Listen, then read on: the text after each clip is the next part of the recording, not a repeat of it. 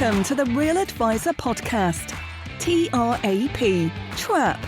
Please follow us and join in the conversation on Twitter @Advisor Podcast, where you can suggest ideas and themes you'd like the Trap team to discuss. Also remember to like and subscribe to our YouTube channel and leave a 6 out of 5-star review on iTunes. Doing all this really helps us, which means we can do more to help you. Now let's head over to the studio for the latest pile of Trap.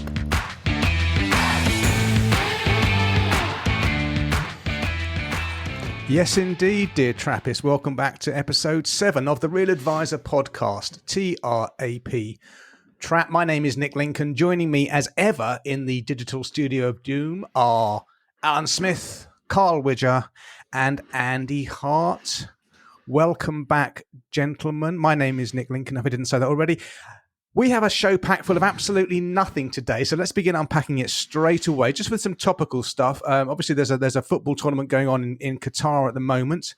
Let's see how that plays football, out. Nick? Are you watching it, Nick? Sorry, kicky ball. There's a kicky ball tournament going on it's the first I've ever heard you say football. What's happened? Well, I'm trying to be respectful to the fact that you guys like this inane game, but I sense from the even you guys are slightly disengaged from it for reasons that I think are obvious to anyone with a heart and with any ounce of humanity that Qatar is a dump. Just a big thank you, Nick, for you sending me this in the post. The quality of it is somewhat questionable, but the thought that counts, the glass. Yeah, it looks all right. If it's flush on, actually, it looks all right. It looks all right. Yours looks quite nice. I don't know if you got it from the same place, but I think it's got days before it fully. What actually is it? Thank you also for mine, Nick. But what is it?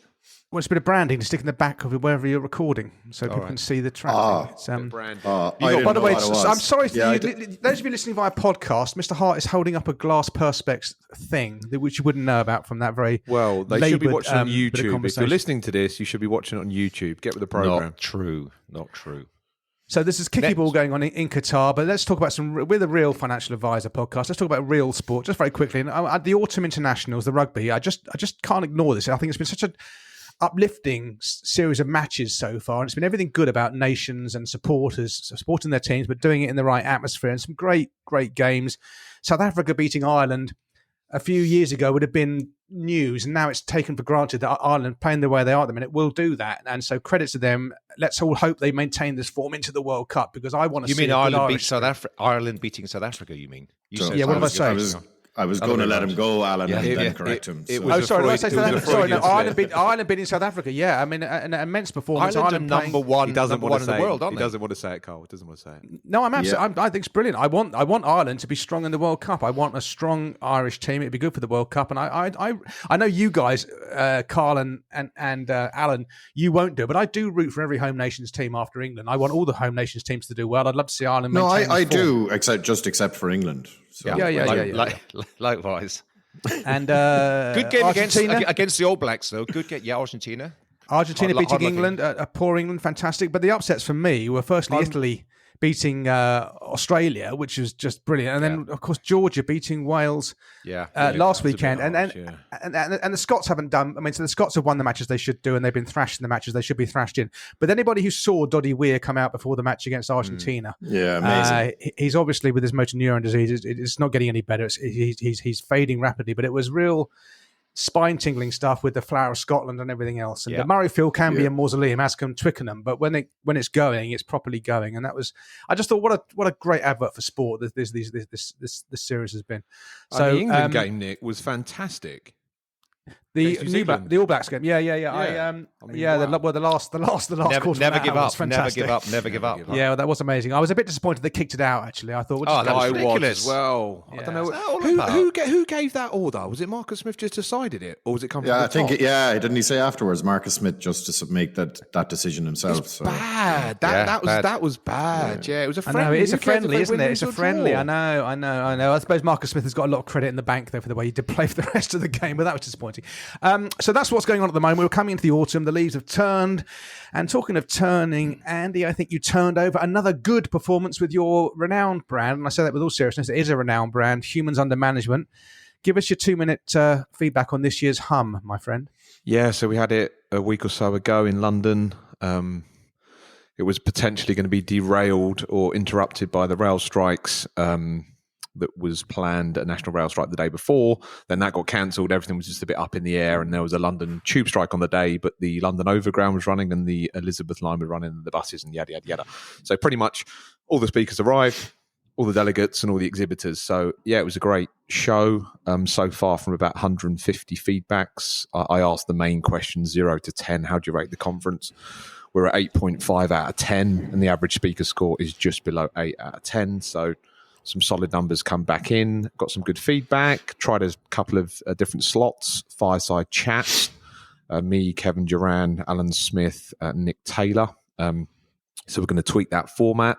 I think the timings were good. The venue was good. The networking was good. So yeah, all in all, a positive outcome. Nick, you spoke, and Alan, you were on a fireside chat. Carl was still. Anyway, you had a next year important family occasion to attend to. So yeah, it was fantastic. Really, almost the next year. I think next year is going to be on the 10th of November. This year was the 9th. Next year is going to be the 10th.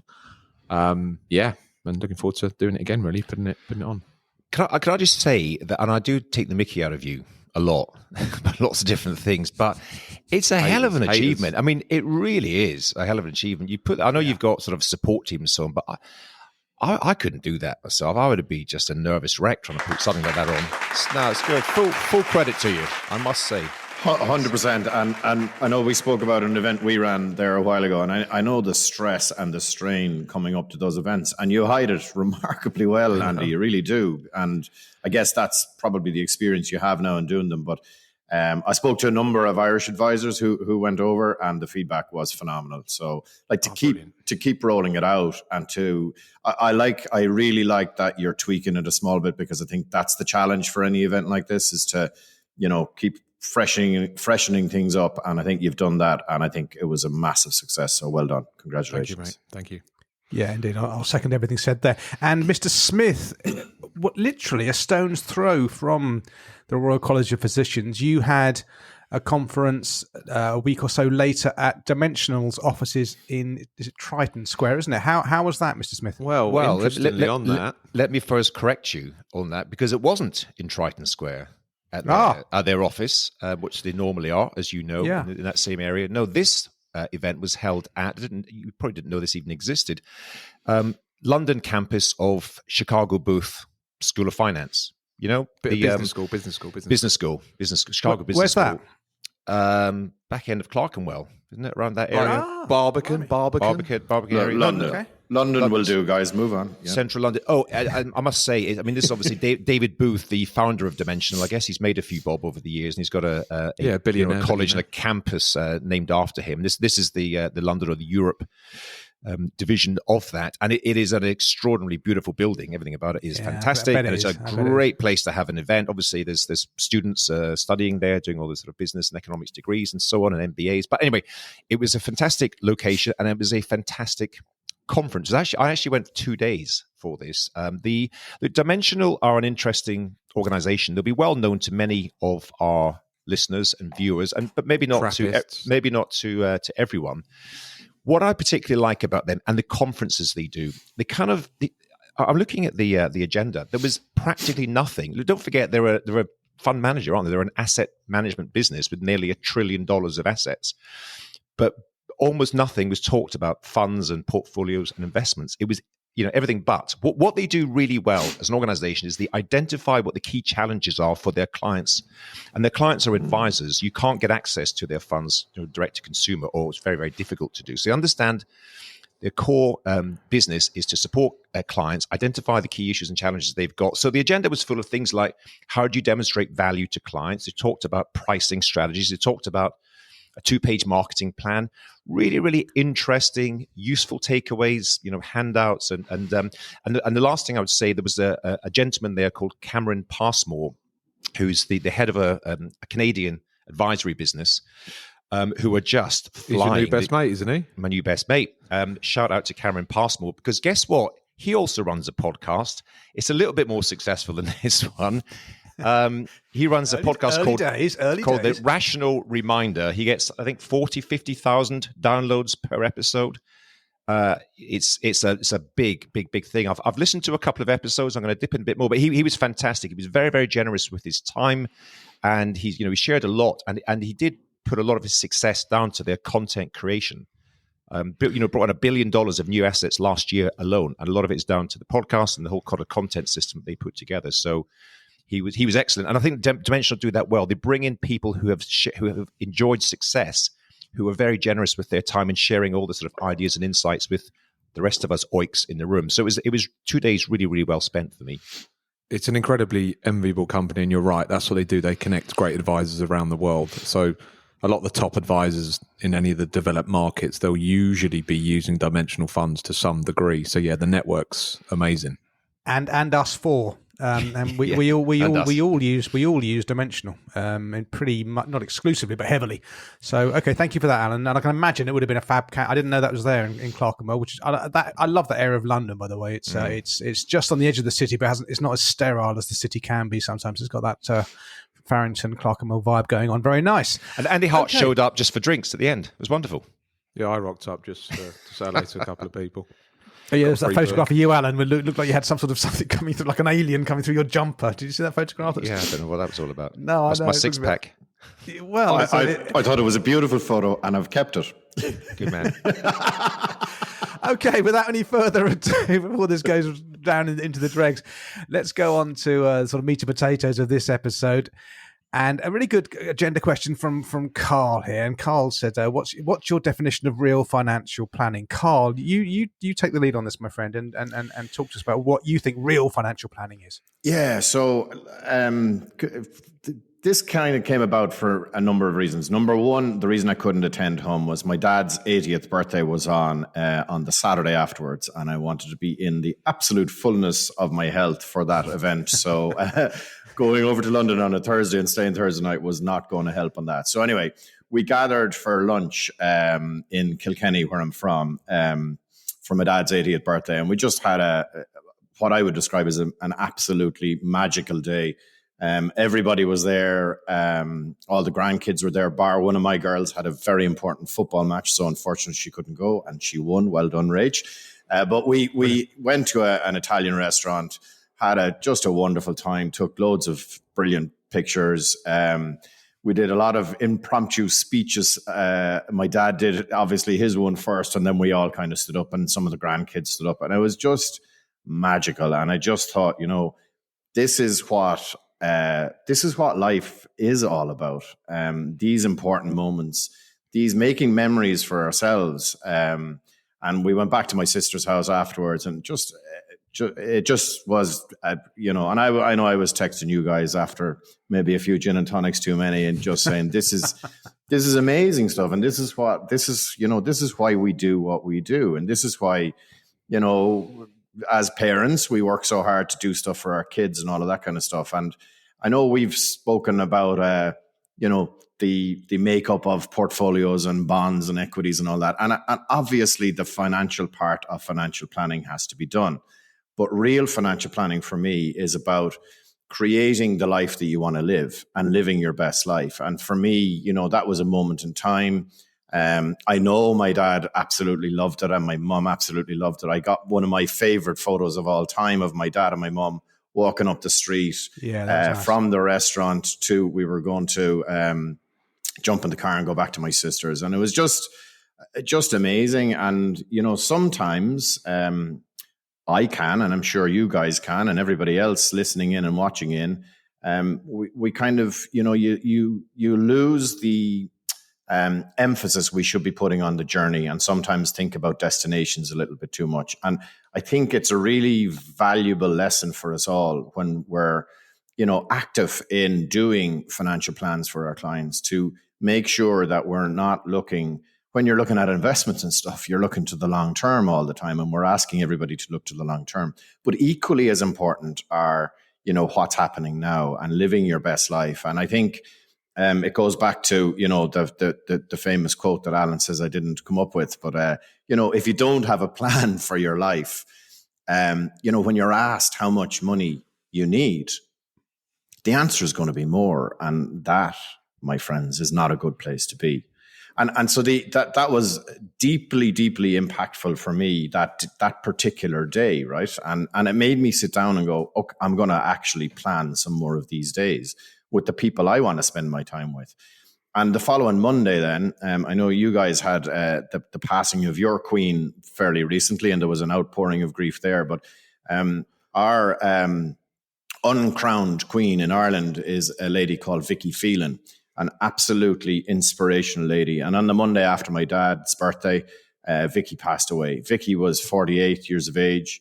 I appreciate the audience outside of Ireland won't know exactly who she is, but look, Google it if you want to find out. An inspirational person. She was the same age as me. She was from Kilkenny originally and came to Limerick. So story very similar to mine, although she has achieved so much more in her short life than I ever will. But it just goes to show it is a short life, and it can be such a short life. And I just came back so invigorated after my dad's birthday, and then I heard the news about Vicky, and I just went, you know what? Like, life is for living, and we, have the opportunity to have a real, meaningful, and deep impact on all of our clients.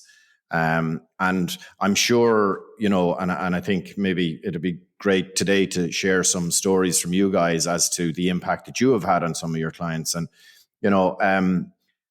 it's just to make sure that you don't take the focus off. Real financial planning for me is focusing on helping people use their resources to live their very best life and to do exactly what they want to do. And I'm not sure, I think it was Alan asked the question, I actually can't remember, was it on a podcast, Alan, or on Twitter, what's your definition of wealth, of real wealth? And, I started our Future You conference by saying that, it's real. The definition of real wealth is doing what you want, when you want, with whom you want. And you should sit down and think about that, I think, really clearly, and evolve that statement for yourself, and it's, sometimes I'll admit, carrying my unbelievably sporty kids to this event and that event, I might not be in the greatest form of all time. And I tell you, with renewed vigor, I'm going to attend all of these. I do attend all of these matches all the time, but I went to the Ireland-Australia match on Saturday night in Dublin and stayed over in Dublin. And one of my daughters had a match miles away from that. And, I traveled. I went to that game, right? Not feeling the very best, but that made me feel good. And I can tell you that made her feel good. So that was me, living it out, saying, I'm doing what I want to do, living my best life and spending time with the people I love.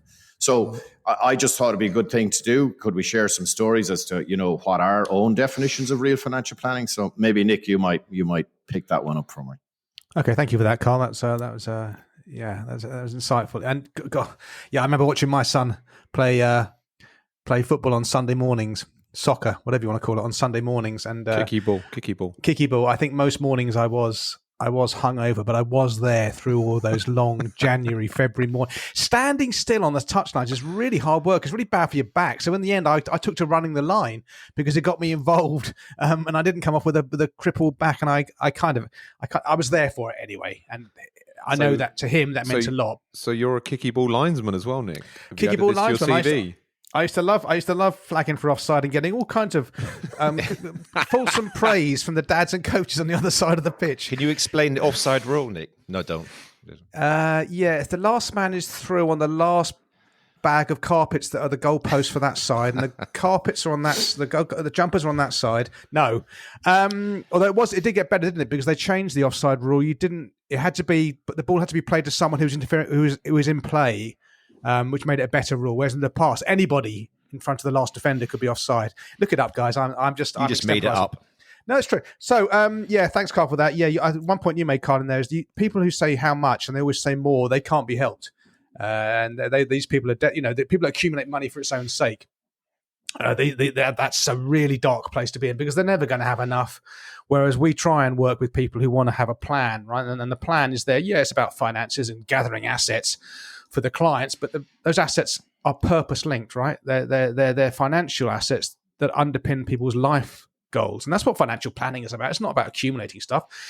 It's about making sure you've got enough when you need it to do those things to you that are important to you and your family and your life and that satisfy your values. And I think that's what financial planning is about. I've got a relatively simple story. I've got a client I've been working with since 2014. I mean, a lovely guy, a skilled guy. He's an artisan. He works with his hands. He's got a real. He basically repairs brass woodwind instruments for orchestras, and it's a dying breed what he does. Oboe, clarinet, saxophones, that kind of stuff, and he's renowned. He's brilliant at doing that, and he's rubbish with money. He's the kind of person who will be taken for a ride by less scrupulous advisors. I worked with him since 2014. He inherited he had this awful pension with a company that Alan and Andy, I won't mention them here, but all the normal stuff. It was a SIP, about 30 lines of stock and stuff on his SIP, obscure stuff, loads of duplication, overcomplicated, expensive. Duplified. Yeah, there's duplication. I'm making it up as I go along. Duplication. Well, it was that bad. It was duplification. I'm only picking you up on words because you can pick up other people on. No, it's very good. Thank you for that. It was that. And so we got him out of that junk and we got him into a nice streamlined portfolio. And I kept on saying to him, you've got to keep on saving, David. You can know because you want to do this. You want to be able to walk away from work at the age of 75 in case your eyesight and your hands aren't able to do the stuff you do with these instruments. And I kept on making him do his ISA and I kept on making him do his pension. Anyway, now he's remarried and he's always had a love and passion for France and for Brittany, the region of Brittany especially. And with his new wife, he is looking to sell his place in Edgware and buy a place in Brittany now, 4 years earlier than would have otherwise been the case. He's 71 now, not 75. And you know what? He's got enough to do that. I'm just helping him encash his ISA. I'm helping him take some tax-free cash from his pension. So he's got enough money to clear the mortgage. He's still got quite a big mortgage. That's going to be repaid. He's going to go to Brittany. He's living his life. He's doing things that satisfy him. He'll be living near his daughter who lives in Brittany. And I know that he wouldn't have done any of this without, and I'm not bigging me up, it's what we do as a profession. He wouldn't have done this without me on his shoulder the last 8 years, just keeping him out of the crap, not letting him get sold to by the sharks, giving him value for money with his portfolio that, for the last 8 years has delivered a significantly greater return than the portfolio he was in because I put him into assets that generate a significantly greater return, right? I took him out of the shitty bonds and I put him into mainly equities.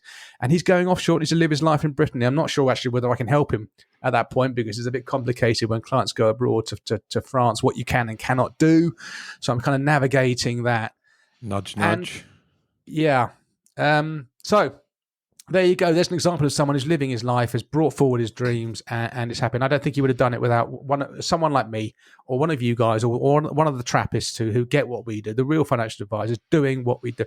And it's all basic stuff, but you do the basics. That's like, it's the foundation, right? You want to build a lovely house, you've got to have a bloody good foundation. And the bloody good foundation is a financial plan, plain vanilla products, low cost, transparent, and always being ruthlessly honest with your clients and saying, if you want this, you've got to do this. There is no shortcut.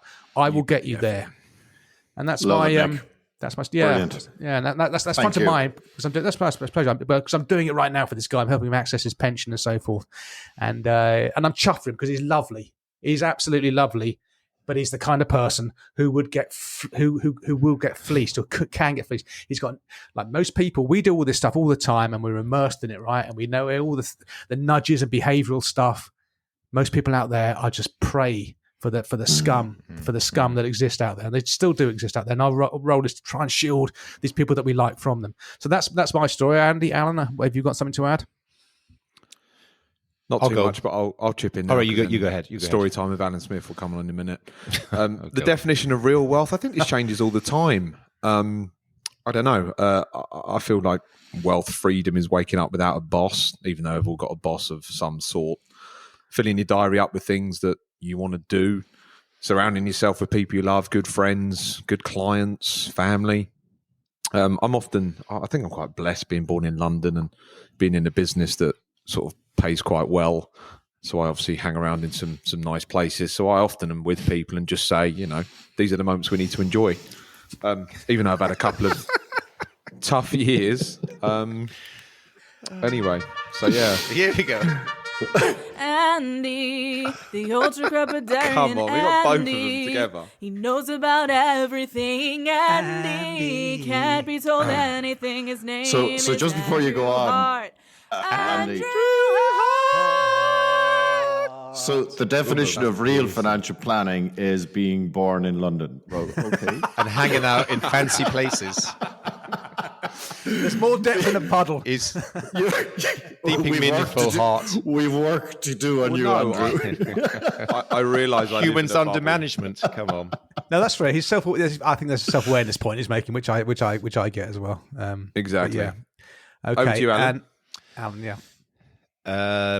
Carl, I do that question. There is another podcast that I'm associated with about business owners and entrepreneurs who go through a particular journey and they exit their businesses and make usually significant sums of money. And I ask the question every time, which is, you said true wealth. And what's your definition of true wealth? And the answers are all a version of the same. It's all kind of independence, freedom, deciding, what you do, where you spend your time, who you spend your time with. And what's apparent, and I was really, quite touched, and you did keep in touch with us during your dad's 80th birthday, because my old man was 80 a couple of years ago and I was at his. And really, when someone gets to 80, there might not be too many of those big birthdays, maybe a 90th, 100th, hopefully, but you never know. And so it's a reflective period, and it's great to have your family around. And there's any amount of research and evidence that says when you talk about money, what gives us meaning and value is experiences more than things. You and your family, Carl, will remember that for the rest of your lives. That day, that weekend, for sure.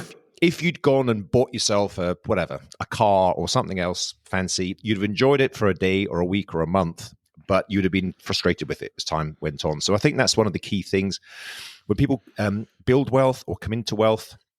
They think, what should I do now? Do I buy a fancy car? Do I buy a holiday home? Do I buy something else?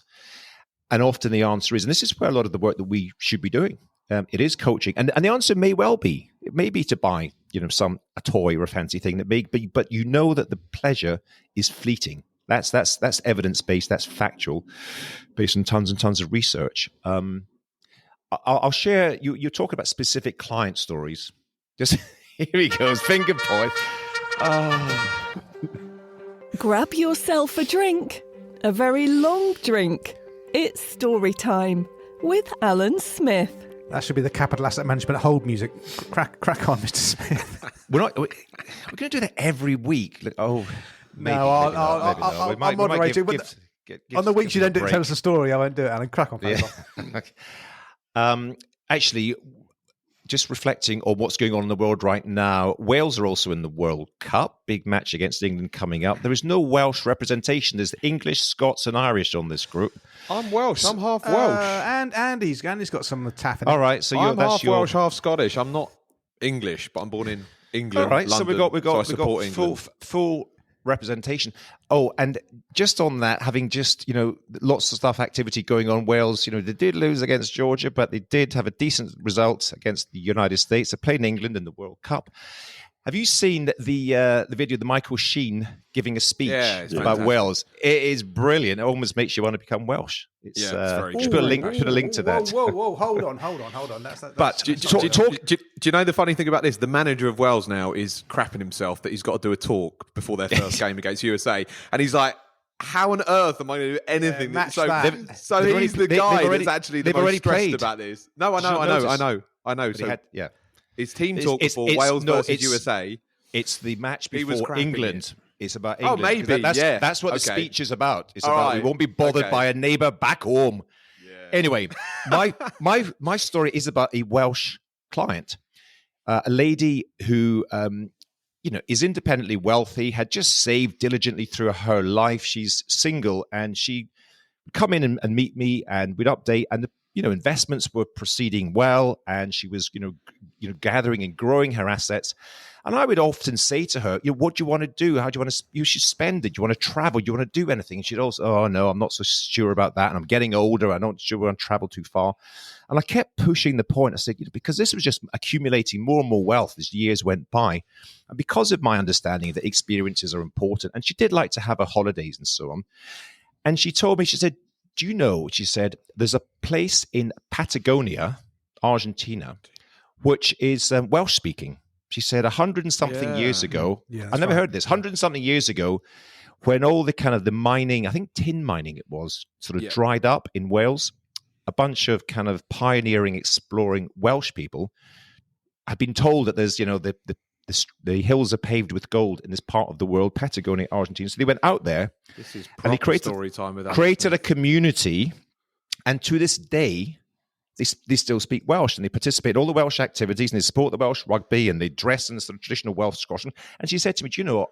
I've always wanted to go there because she is a fluent Welsh speaker. This client lives in London, Welsh speaker. And she said, I want to go there. And I said, well, why don't you? Oh, it's too far to go and it's very expensive. And so, long story short, I encouraged her and she said, but it's, my back, it's a long journey on an airplane. I said, well, just go business class. You can have a flat bed. And I couldn't. It's really expensive. And we just demonstrated it would make not a jot of difference in her lifetime plan. And I encouraged, and I said to her, right, she was sort of nodding in the all right place. And I said, do you have a travel agent? Do you use somebody? She said, well, I do. I use this person on the high street where I live and they book my local holidays. I said, do me something. Promise me that you'll go and see that travel agent today as you finish. She goes, okay, I will. So I held her accountable, called her a week later. Did you do it? Yeah. She said, I booked it. Long story short, a year later, she comes into the office, shows me all the photographs. She traveled out there. She had the time of her life. And by some sheer coincidence, get this, the Welsh rugby team were visiting that village that weekend that she was there. It was unbelievable. She was just welling up, sharing with tears of joy this experience. And she then got the travel bug. She then, the following year, went to Machu Picchu and went various other places. Eventually, I had to say, calm down a bit. Your money's not going to last forever. Yeah. You can't afford our fees now. Get careful. I'm now below your minimums, Alan. Yeah. Oh, we don't have minimums. We're fixed fees. Move on. But that was just a little, I always remember that story because she would never have done it. I just sort of nagged at her. I said, it's not going to make a difference. And she flew British Airways business class and it was a wonderful experience. And, the icing on the cake was the Welsh rugby team being there and she met all her heroes. So those are the things, those are the experiences, but resources, money facilitate them. Just to chip in now. So on my mavenadvisor.com website, people go there and want to potentially become a client. Anyway, so they subscribe to my email newsletter. And the first question I asked them in bold is, what's your biggest financial concern at the moment? Just hit reply just to see where they're at. And I got a reply a couple of days ago from someone saying, my biggest financial concern is to do with whether I should have bonds as part of my portfolio at all. And then he goes on to list 4 points about bond funds. I think I shared it with you, the other guys.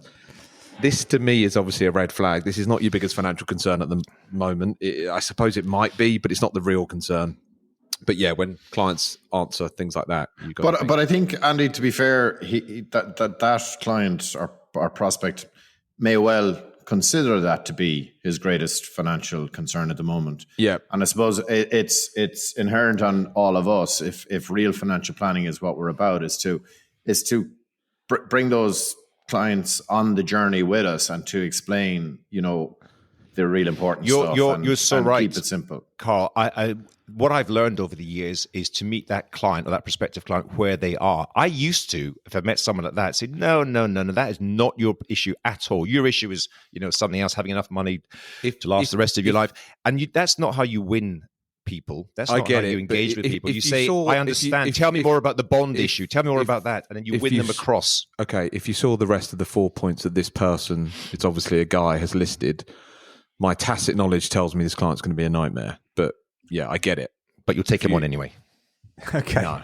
That's I think, Carl, I think that's a really good discussion there about what real financial planning is. It's about in the most consumer duty driven way, it's about successful client outcomes, people achieving their goals, right? And that's what it's all about. That's what all of us are hardwired to do. We don't need legislation to tell us to do it. Let's not go down that. Maximising the opportunities of a life well lived. We might address it one day. That's it. Okay. Carl, are you happy to close on that one? Yeah. Thanks, guys. Go on, Andy. Yep.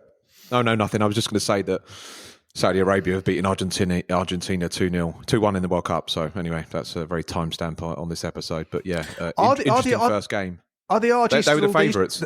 They used to be. Oh, okay, fine. Pretty much. Them and Brazil are quite close. Obviously, Messi's going to have a great tournament. He scored the first goal anyway, 2-1 to Saudi Arabia. But the Saudis are quite rich, aren't they? So that envelope would have been quite big.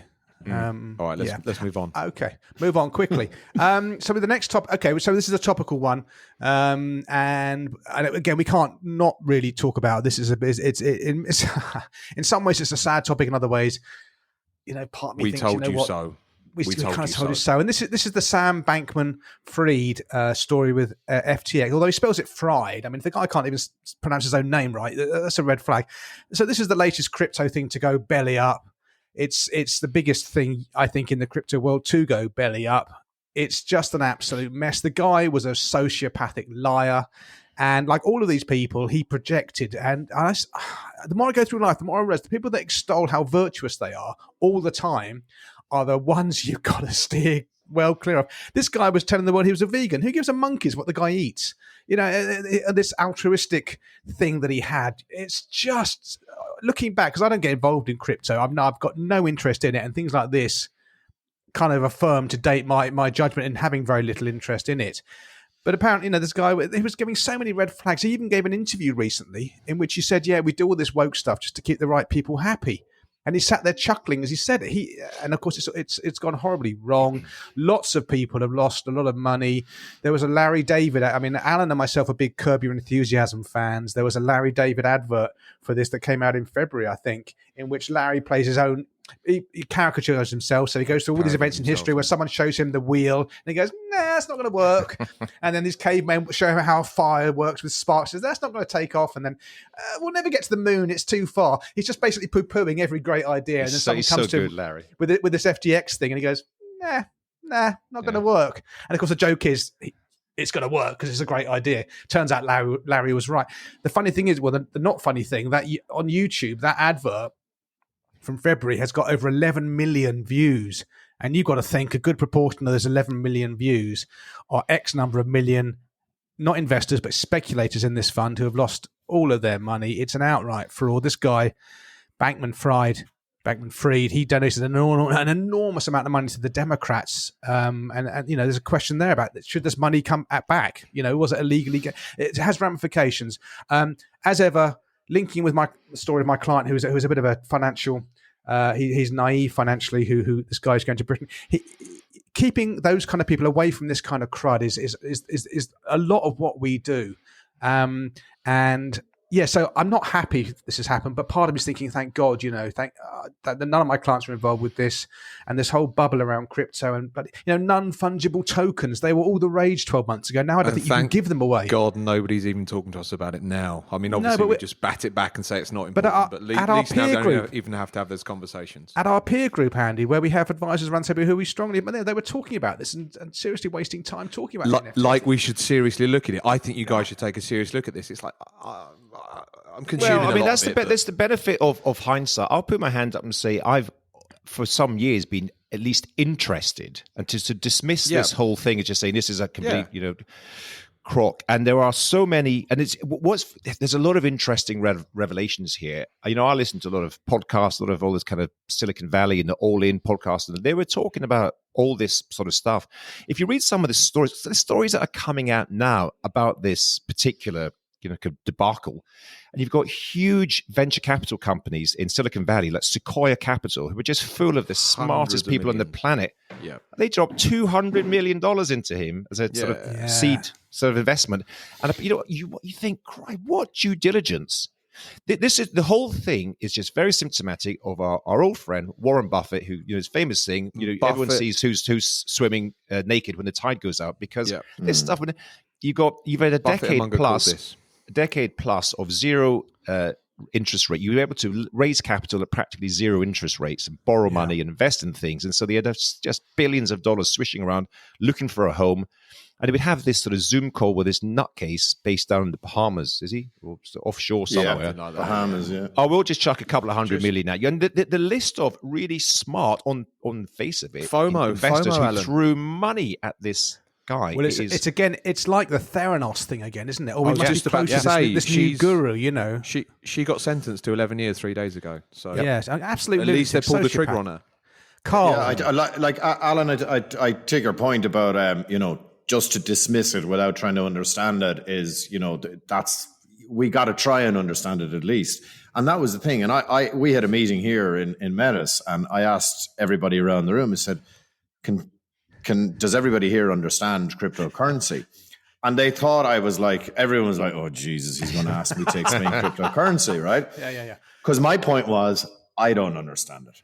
And I don't think I'm pretty financially literate. And I just could not get my head around it, right? And it was like, so if I don't understand it, I'm never, ever going to try and talk to anybody else about it.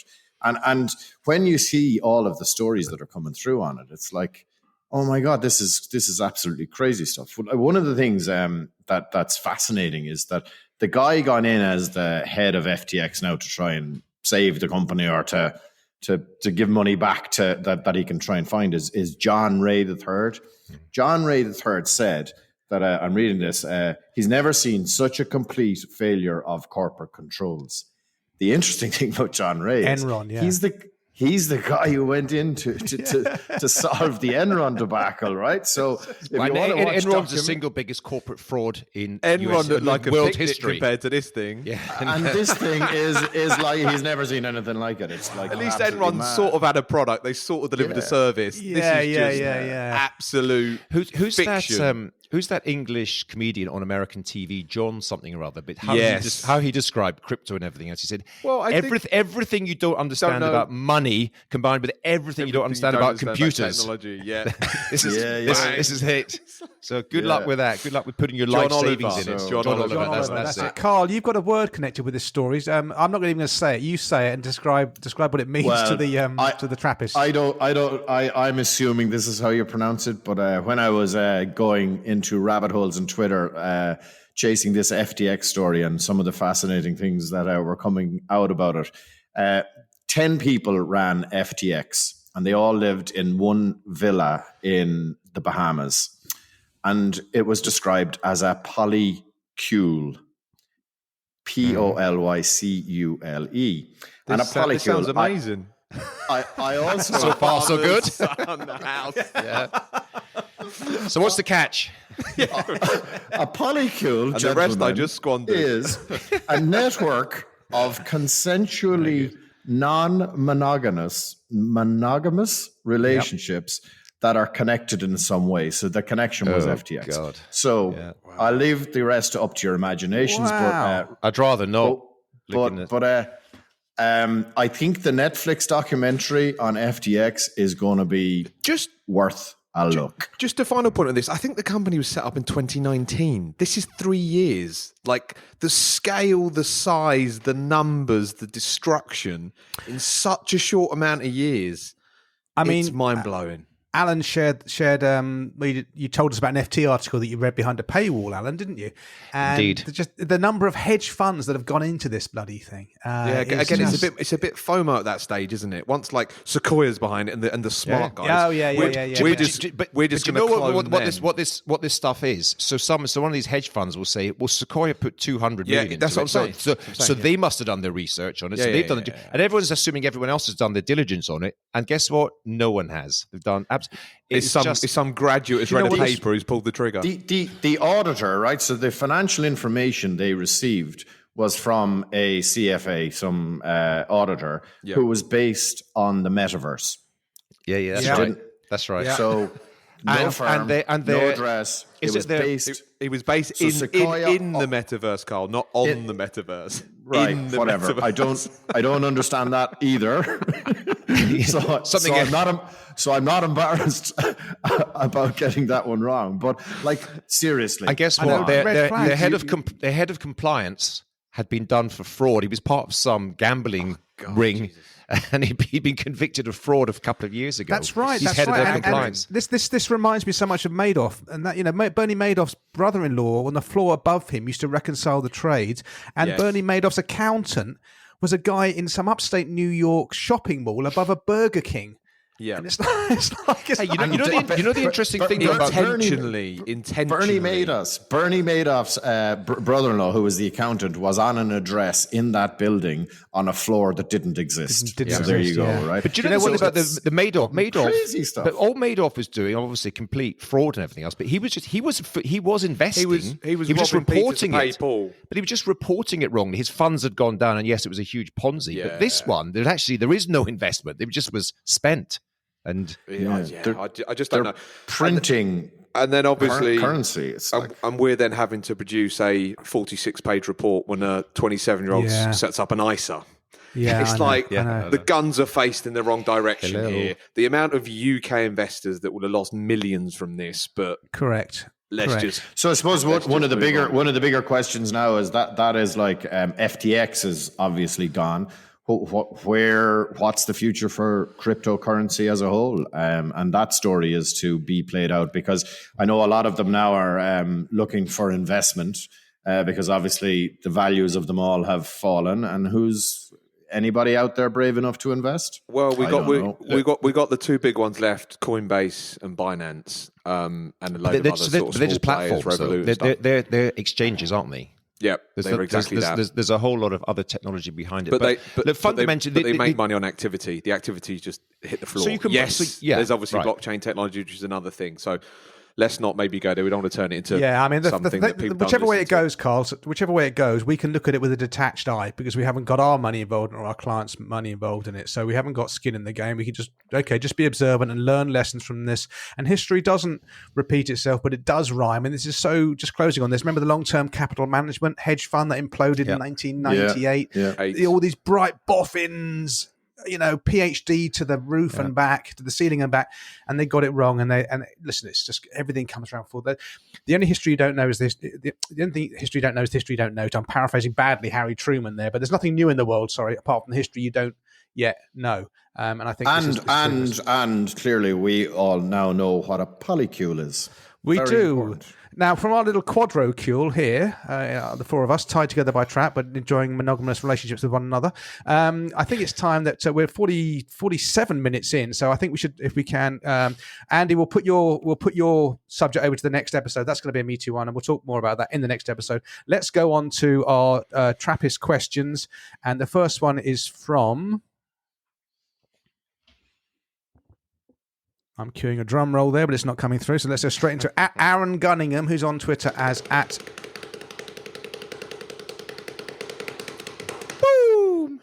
Aaron Gunningham. Oh my God, what a bunch of gibbons. Aaron asks, in a recent episode, you all seem to agree you don't like the traditional risk profiling methods and the asset allocation model portfolio theory system of creating portfolios. Aaron goes on, I am interested in this, and I wonder if you can take this topic one step further and explain what you do in order to match a client with an investment and what those portfolios might look like under the hood. Full stop. Excellent use of a period there. Thank you, Aaron. I can now breathe in again. Thank you. Fantastic podcast. Thank you, Aaron. So I'll have a quick stab at this and then we'll pass it around. One thing that leapt out to me from your question was, what do you do in order to match a client with an investment? Can't be done. Cannot be done. You cannot match a client with an investment. They are two different things. Cannot be done. There is no science to it. You cannot crack it. What you match a client with is their financial plan, right? And even that's going to be a bit hit and miss, but it's art more than science. You match a client with their financial plan, incorporating their goals, and then the financial plan will determine the investment. That's the end of my story. That's it. No financial plan, no portfolio. The financial plan determines the investment, not the client, and not some shitty mumbo jumbo question there. Gents, anything to add to that?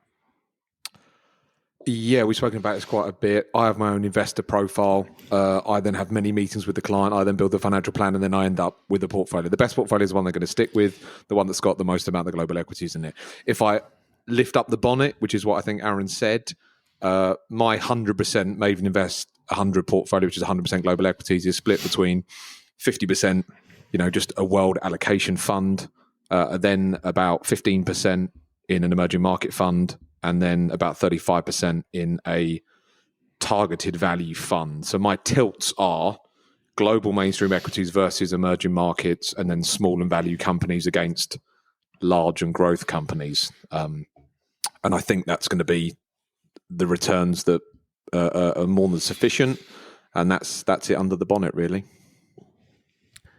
Carl, not really much more to add. What we know is this is a consultative process. That's why we do the job that we do. And I remember we did speak about this before, and obviously Aaron wants to go a little bit deeper because, Andy, you said at the time, and we chatted about this before, well, if I'm just giving them what the computer says, then what am I doing here? I'm not adding any value whatsoever. Or if it's a misconception, Mira, here's a questionnaire, you fill it in, and that's the portfolio you'd end up with. It's like, you're working with me. Yeah. So obviously I've got some value in this. I believe I'm the financial plan. I am the investor profile. Right. Obviously we have to work with the client. But the opportunity therefore is, and it is an art, because you can't just say, oh, you should just go 100% equities. That is the logical thing. You should, but humans are not logical. And there's so many other issues and challenges attached to that. But what you are able to do is demonstrate the long-term impact of the decisions that you take right now. And if you do pack up your or fill your portfolio with asset classes that are likely to underperform over the long term versus other asset classes, but they are, inverted commas, safer, or certainly usually less volatile, then it has consequences. And so all these nice things about you can travel the world and move to France and all this, well, you might not be able to.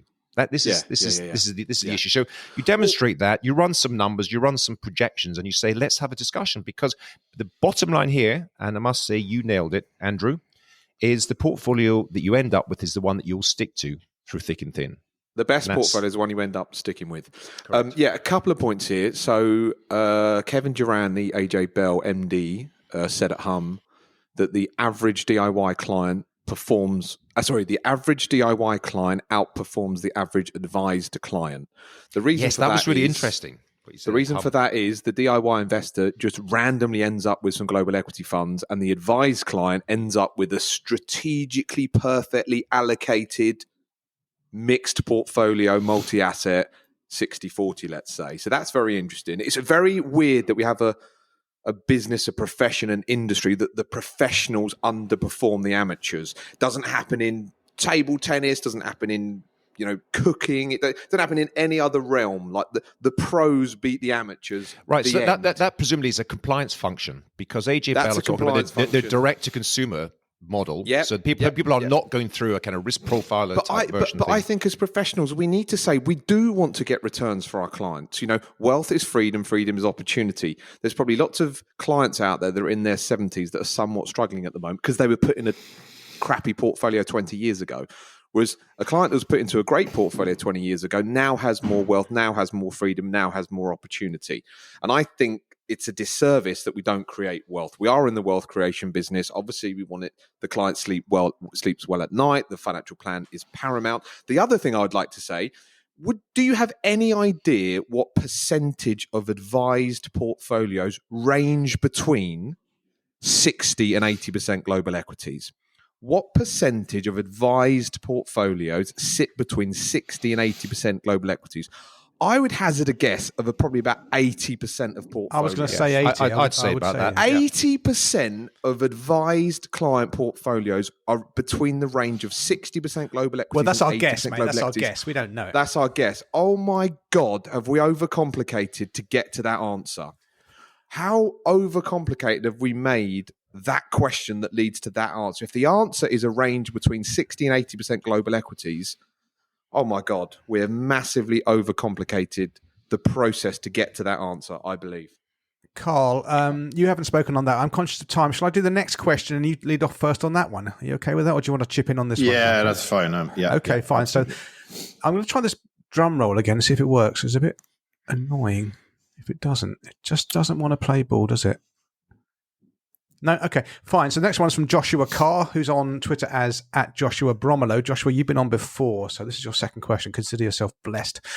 Network of professionals, are there tips you can give on building this network? More so, how do I validate my value? How do I evaluate someone else's without doing work with them?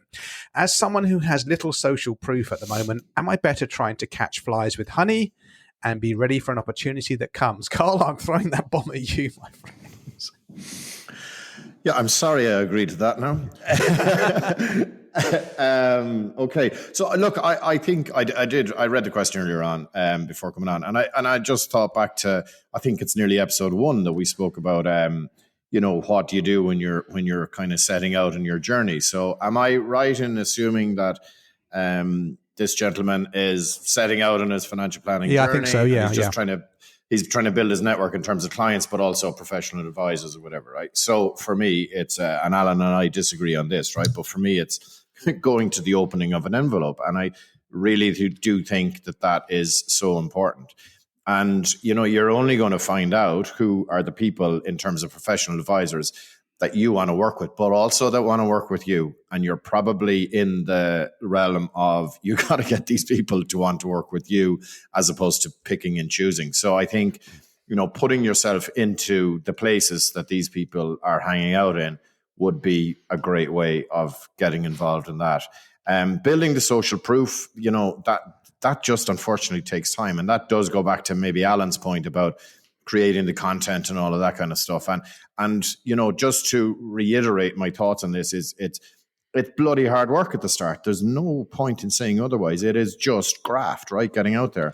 But do not, and this would be Alan's point, I think, but do not underestimate the power of building the content from the word go. So, spend a little bit of time doing the content, but you're only going to find the social proof when you've done the work. So, there's no magic potion here. It's get out there. You got to get meeting people. And as I always say to the Metis team here, you're not going to meet people from behind your computer. So yeah, you got to spend a bit of time doing the content, but you got to get out there and you got to meet people. Just to clarify, Carl, I don't disagree with you. What I am saying is it's hard to scale that sort of thing. A face-to-face, a one-to-one, one at a time. There is only so many hours in a day, and to do that multiple times. But I do think you do need to do that, and there's no substitute for face-to-face engagement. But if you're doing kind of blindly, you're showing up. I mean, I've spent years just having so-called coffee meetings, speculative coffee meetings with accountants that came to nothing, and everyone nods in the right places. So it'd be good to know you, and so on. So I think you have to be a bit more tactical. And I think there's a magical email that you send. I think accountants are the best place to start. And I'm assuming that Joshua has got some clients, or within his firm, there are some clients. And I think it's a really underused opportunity, which is if you've got existing clients, a lot of them will have, and increasingly with more people being caught by higher rate tax relief now, will have accountants themselves that they've found under their own steam. And if you send an email, you identify who the accountant is, and you send an email to them, and the email title is "We have a mutual client." We have a mutual client. That email gets opened for sure, and you offer to have a meeting, and then if you have, with the client's permission, of course, you are able to show your work. You say, "Here's the financial plan that we built for our mutual client. This is the work we do." Even if the accountant has got an in-house IFA. Usually look at that and go, wow, I haven't seen this before, because we're caught up. We assume that everyone does this. Everyone does this detailed, comprehensive plans. Most people, most firms and most advisor firms don't. So that's the way. Identify accountants who your clients already work with the client's permission. I say it makes sense for us to have a joined up conversation. Yeah. Get in touch with them, show your work to that, and just request permission to stay in touch. That's all you're looking to do at that stage. I drop them an email once a month with some interesting ideas. That's gold, Alan. That's fabulous. Yeah. That's You're welcome. Much better answer than mine. Well done.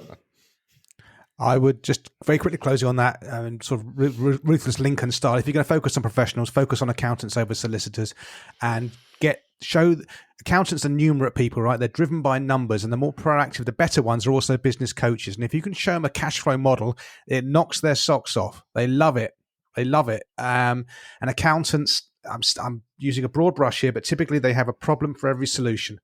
Their mindset is litigation and avoiding taking on risks. Solicitors, sorry, I keep on doing that today. Solicitors have this mindset where that their job is to make sure their clients don't put their foot in it. So they're very risk averse, and I find them hard. I find accountants are easier, and get accountants to do this. Show them the cash flow. Show them a cash flow model on themselves or you or whatever. Don't mention products. Just show them the graphs. They love it. If they're any good. Sorry, Andy, were you going to say something? I was just going to say, in terms of building my network, the people that I get, basically IFAs are great for me. So obviously I've got enough clients, I know enough IFAs, but when a client's looking for some odd thing they need help with some Portuguese property or something, I'd obviously just send a quick email to IFAs I know. So, yeah, in terms of building out my network, it often comes from other IFAs. And back to my business networking days, people often say, do you know A, don't they? They say, do you know A plumber? Do you know A lawyer? Do you know A? They don't say, do you know the best? So you've just got to get to the point where if someone says, do you know A financial advisor, then you come to mind. They're not looking for, do you know the best financial advisor? It's, do you know A? That's it. Cool. Excellent. Okay, we've given those two questions a really, really good thrashing, Joshua and Aaron. Hope you got some value from that. I think without any further ado, it's time for us to move on to what many people call Culture Corner, which isn't working. Okay, so my soundboard isn't working today. We're going to have to get a new technician, aren't we? Yeah. Well, shocking. I think our brand... Although the old story time for me worked, didn't it? So This is very annoying that none of them are working. Never mind. So we won't have an outro either today. Let's go straight into the Culture Corner. Let's start off with Mr. Smith quickly. Your one is the geometry of wealth.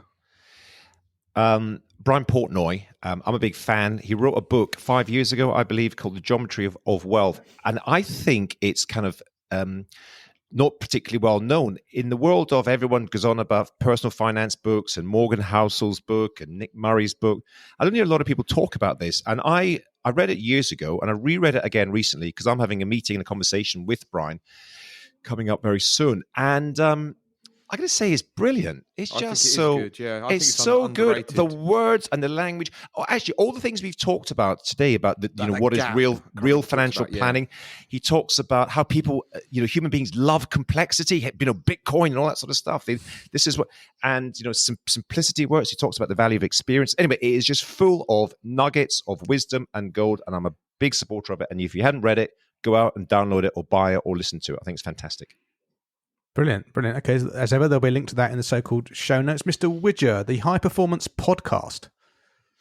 Yeah, just very quickly on this one. So I love listening to the kind of stories behind successful sports people. So that's what these guys do. There are some great stories in it. Some episodes, maybe a little bit meh, but there are some like great this stories. Podcast. Yeah, well, like this episode. They have some good ones, Alan. But I think like if you're interested in sport, you can kind of pick the sport that you're interested in, and link it to the person that was successful and finding out about their backstories. And one of the great things, that you'll find out, and look, we all know this, but people have imposter syndrome. We spoke about it before, and talking to Johnny Wilkinson about how did he become so successful, and we're not going to talk about that, Nick, by the way. But anyway, I would highly recommend the High Performance Podcast. It's really, really good. I really enjoyed the Marcus Waring one, the chef. I love hearing those stories. Yes, if you like podcasts like that, there's one, and you like music. There's a similar one called Rock on Tours, like play on the word entrepreneur, rock on tour. It's Gary Kemp from Spandau Ballet, and he interviews loads of the people that I've sort of grown up with and loved, and he tell you the behind the scenes story of when that album got released, and you can remember buying it and all this sort of stuff that went brilliant ones. Jim Kerr from Simple Minds was talking about it, and a bunch of other people. Fantastic. Were you into really the glam rock stage as well, Alan? No, I was a punk rocker. In Troon.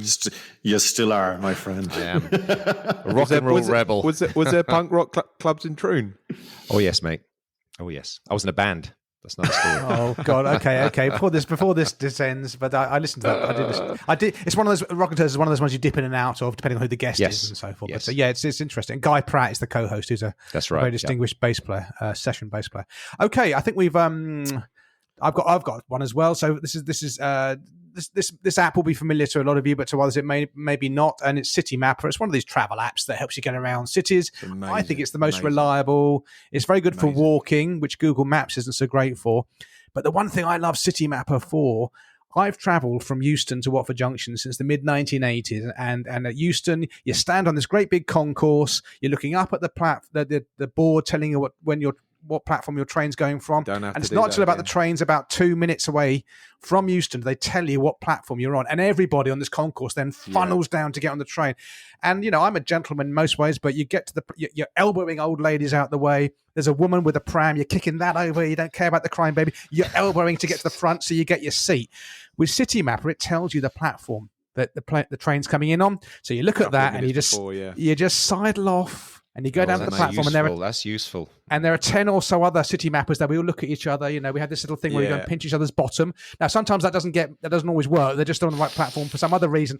That can have legal ramifications. I'm not suggesting you do that, but it's just a brilliant way if you want to get your seat on a train. Am I on the right podcast? City Mapper. Yeah, there's a free version and a paid version. I have the paid version because it helps when you're walking. But that's my culture corner tip of the week. Right, gentlemen, I think any other cities of the world. Indeed, it works even in places such as, I think it's called Birmingham. It worked there, and Bristol. I've used it on my recent travels. It's been very enjoyable. Gents, probably have to wrap this up now, Nicholas. Gents, I think it is 65 minutes in. Wow, that's almost flown by. I think we've done it all. That was fantastic. Dear Trappists, thank you for persevering with this episode. I hope you got some value from it. The next episode, we're going to focus on probably one key subject, which Mr. Hart has raised, how other professionals IFAs use to become successful. So coaches, accountants, professional advisors, etc. What do we use to help raise our game, which will be a good subject matter. And then I think after that, we might have a whole episode devoted to answering your questions, because we are aware they are backing up in the Trappist spreadsheet. And that might be quite good just to go through a series of those. So leave a review on iTunes, 6 out of 5 stars, like and subscribe on YouTube so we can get to 1,000 followers, and then we can just flog relentless advertising at you.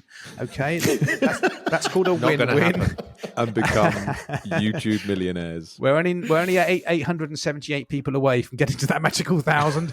So please do that. And without that, gents, I think I love you and leave you, and we'll see you all for the next episode of Trap, episode 8. Bye. Goodbye. The outro won't play now, so just wait for a stony silence. There we go. Outro not playing, and we'll stop the recording